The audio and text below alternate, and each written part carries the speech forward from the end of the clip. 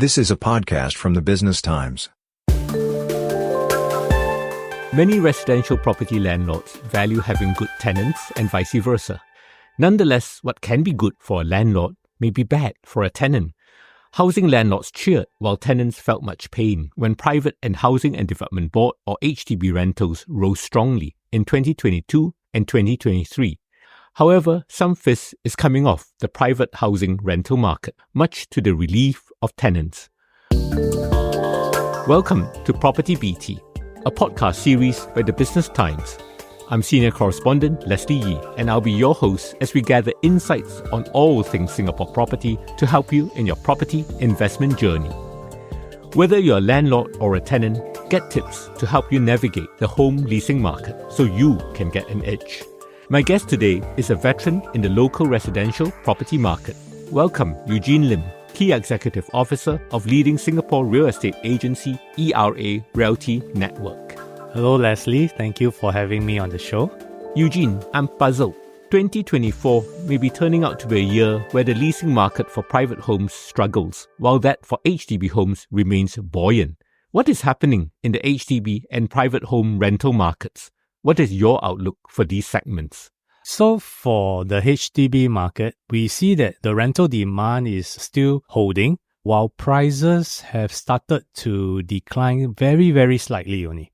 The 4-room flats in the first quarter of 2023, the median rent is about 3,001 in Yishun, a non-mature estate. And this year, first quarter is just 3,000. So it's a very slight adjustment. Whereas for more mature estates, it's also similarly, except the rent is higher.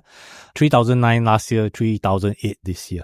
More supply is coming on stream because there are more completions of HDB flats. There are also more flats turning MOP.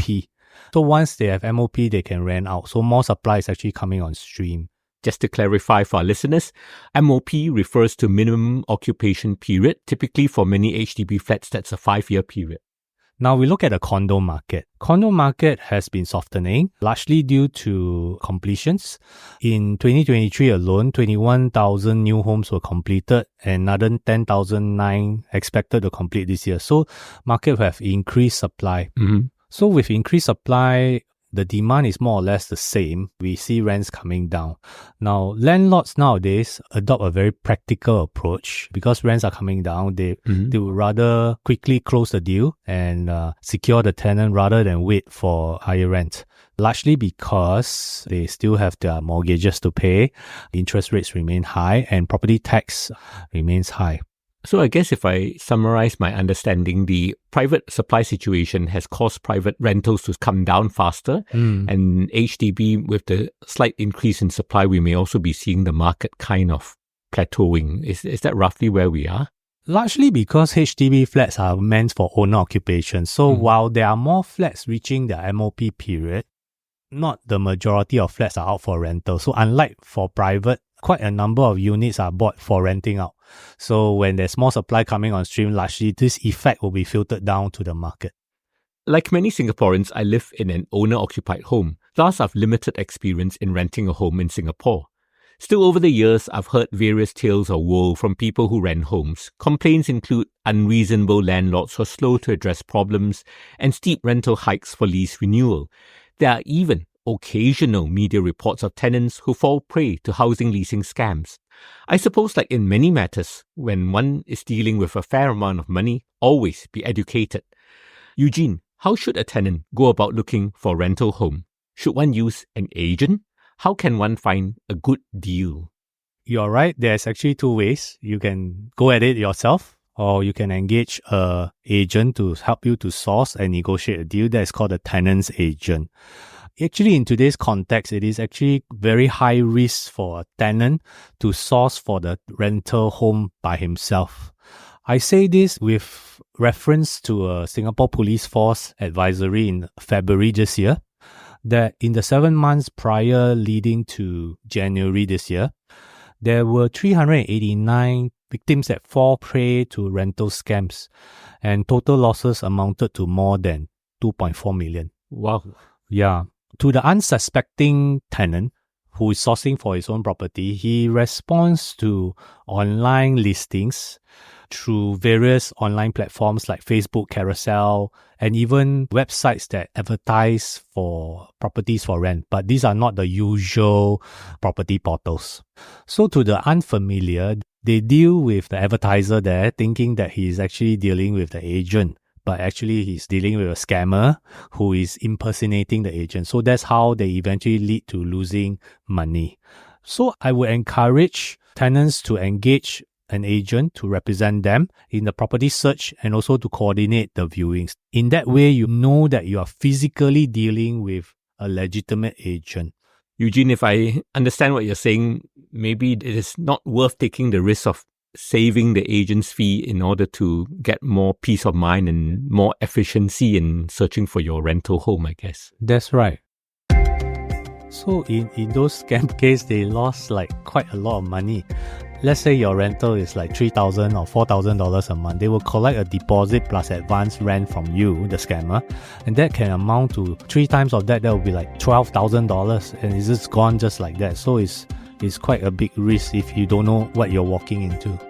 The tenant's agent, his role is to basically assist the tenant in the property search as well as the viewings. He also offers advice and also negotiates the deal in the tenant's favor. He has to look after the tenant's interests. If you were to pick a professional and knowledgeable agent, you can actually save a significant amount of time and avoid unnecessary hassles that you may get yourself into. In fact, a good agent can make very specific recommendations based on their experience after they listen to and understand the tenant's needs. So instead of just purely looking at advertisements yourself and trying to arrange the viewings, have a professional to take care of that part for you. It is certainly worth keeping in mind Eugene's tips there to secure a rental home to live in with peace of mind. Personally, I value privacy. Indeed, a bugbear of living in a densely populated city like Singapore is that I live in close proximity to others. Funky communal style living is not my cup of tea. However, some people are drawn to co-living spaces. This segment has seen growth in Singapore in recent years. Think of well-designed residential spaces with great common facilities, such as a state-of-the-art communal kitchen or gym. Co-living operators may also organize events to promote bonding among inhabitants. Maybe a newcomer to Singapore values living in a co-living space where one can have the opportunity to interact with residents from diverse nationalities. Eugene, how does renting a co-living space compare with renting a conventional home? You are right, Leslie. Those that were attracted to co-living spaces would like to live in community. They like to share the space with community. They like to interact with people. That is one of the key difference of co-living versus the conventional rental home. For example, for expatriates, some of them, they like to interact with people. They're very social. And so they will be naturally drawn to these spaces. The other difference is the flexibility of the lease. In co-living spaces, the minimum lease period is only 3 months. So if you are here for, say, a short-term work engagement, it's very difficult to rent a home from a conventional landlord. Landlords typically look for 24 months commitment. If not, the lowest they will go is 12 months. So if you're here for a shorter period than 12 months, then co-living space may be more viable option because the leases there minimum is just 3 months. Another thing to note that while co-living spaces are well designed and well provided for, they are also more expensive. In fact, the cost is comparable to renting a unit for yourself. Example, in the city area, a very nicely done up co-living room with attached bathroom can go anywhere between 3,500 to 4,500 per month. Can you rent a whole apartment yourself? Yes, you can. A one-bedroom in the Raffles Place, Tanjong Pagar area, 50 square meter or less, it will be around that kind of rent. So it's actually what you prefer. Interesting observations, Eugene. I suppose housing tenants do have varied needs and budgets. This can range from renting a room for under 1,000 Singapore dollars a month to renting a landed detached home for $100,000. Still to come, what can a housing landlord do to stay ahead of the game? In the latest episode of Lens on Singapore, we look at a disturbing global trend and ask the question, is anyone too young for cancer? Which is when I went to the hospital for a full body check, and that's when they found out more. Are young adults prepared to deal with the emotional, physical, and financial impact of facing such a daunting medical crisis? The Business Times podcast team goes behind the numbers to get some answers. Listen to Lens on Singapore at bt.sg or wherever you get your podcasts. And now, back to PropertyBT from the Business Times. Welcome back to PropertyBT. I'm Leslie Yee. Soon we will see a new category of long-stay service apartments. In April, the government awarded the first land parcel that comes with a long-stay service apartment component at Zion Road to a joint venture between City Developments and Mitsui Fudosan. The long-stay service apartment units cannot be strata sold, and they come with a minimum stay period of 3 months versus 7 days for other service apartments. Presumably, one will pay less for a long-stay service apartment versus a conventional service apartment. Eugene, what do you think will be the demand for this new category of long-stay service apartments with a 3-month minimum stay requirement? Alright, so currently these sites that we're talking about, they are located near commercial hubs. I will envisage that demand would largely come from, firstly, foreigners who are posted here to Singapore on short-term work contracts. Short-term meaning more than 3 months, maybe less than a year. The other group will be foreign students who are here for exchange program. The other group would be those that are renovating their homes. Let's say you're doing a major renovation. It's going to take more than 3 months. So a very comfortable place to stay may be a long stay service apartment. I would say these are probably the key demand sources will be coming from these. So you think it's positive that we will soon have these long stay service apartments, and you think the market will be quite large for this? It is untested. That's why we have seen this in the land tender. There's only one bid. Because whoever tenders for the land need to have service apartment operating experience. And also it's a largely untested market in terms of the demand. I mean, the usual service apartment, you can rent for as short as 7 days. This is a proven market. But the minimum stay of 3 months, the market size become a lot smaller. So it's largely untested. That's why government only released 2 sites. And let's see where it takes us. Many of us aspire to earn passive income from owning an investment home that is leased out. Sit back, relax on the beach while earning rental income. What a dream. Eugene, what kind of yield can residential landlords expect? In Singapore, if we look across the board at all residential properties, the yield rate is never an attractive yield rate, and it's never the main reason why people invest in residential properties. If you ask anybody why he's investing in residential property, it's for future capital appreciation. The rents that he's collecting in the meantime is to help to pay for the mortgage. Having said that, the yield rate is computed using the amount of rent that you can collect and divide that by your capital value. So in Singapore's context, the large majority of residential yields fall within actually 2 to just over 3%. And in exceptional cases, we could see maybe the low 4%. What are the challenges a residential landlord faces? Challenges which landlords face. I think largely the amount of rent that you can collect is determined by demand and supply. So where there's a lot of supply of homes in the market, naturally the rents will start to decline. So only in a tight market where we call a landlord's market that the landlords are able to command high rents and able to rent out the units. That happened in the past during the pandemic, where the delays in construction led to a shortfall in the stock that's available in the market. But by and large, things are back to normal. Construction has largely caught up, and so we are seeing more completions of homes. So the demand is more spread out now, and rents are trickling downwards.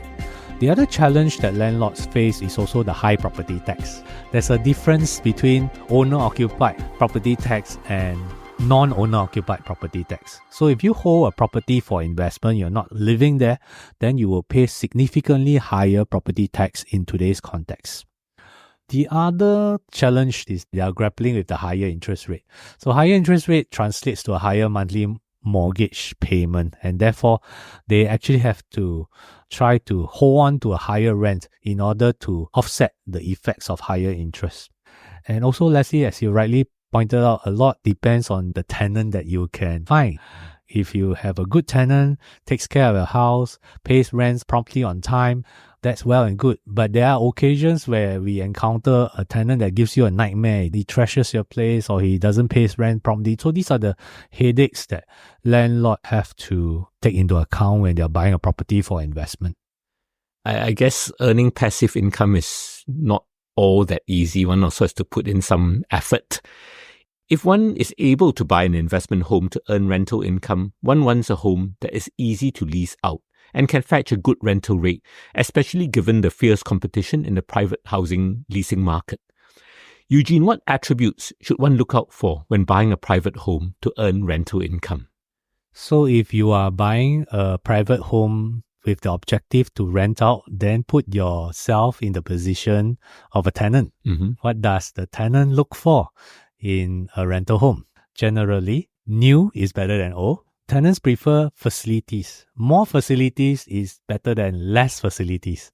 So some people say, I prefer to buy a smaller development that's more exclusive, more quiet, but it has less facilities, so it may not be so attractive to your tenant. Most tenants nowadays, they commute to work, they commute for leisure.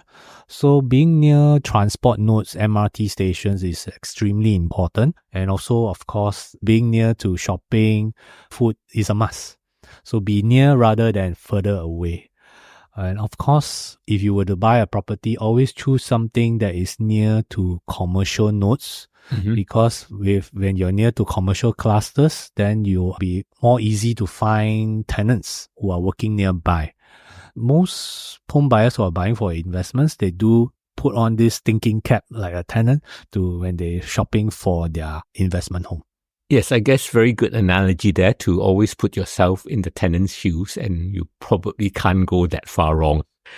Singapore is small. The housing market has a high level of transparency. Still, the market has its various nuances and market dynamics can change.